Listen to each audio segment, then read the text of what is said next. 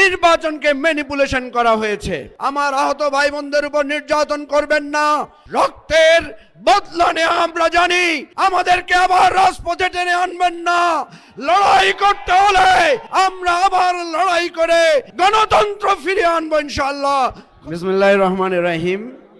প্রিয় বন্ধুগণ, আমরা আজকে এখানে কেন প্রতিবাদ করছি এটা আপনারা জানেন। যে নির্বাচনটা হয়েছে, আমরা প্রত্যাশা করেছিলাম একটা সুষ্ঠু নির্বাচনের মাধ্যমে বাংলাদেশ নতুন একটা অধ্যায়ে প্রবেশ করবে। এই কিছুক্ষণ আগে টিআইবি একটা রিপোর্ট দিয়েছে, আমরা বললে কেউ বিশ্বাস করতো না। টিআইবির রিপোর্ট এটা স্পষ্ট করে বলে দিয়েছে প্রত্যেকটি স্তরে এই নির্বাচনকে ম্যানিপুলেশন করা হয়েছে।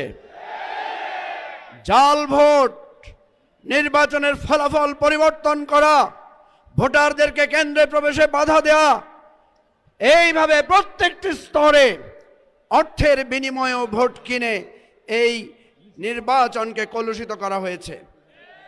কি দরকার ছিল? কি দরকার ছিল?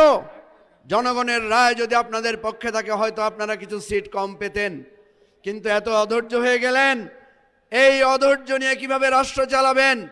আপনাদের যেই কলঙ্ক তিলক কপালে লেগেছে, এটা দূর করার জন্য অবিলম্বে ব্যবস্থা নেন, তদন্ত করেন।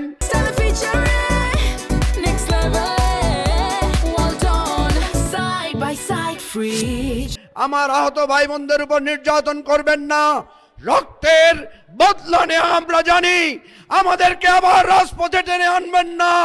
লড়াই করতে হলে আমরা আবার লড়াই করে গণতন্ত্র ফিরিয়ে আনবো ইনশাআল্লাহ। খোদা হাফেজ। বাংলাদেশ জিন্দাবাদ।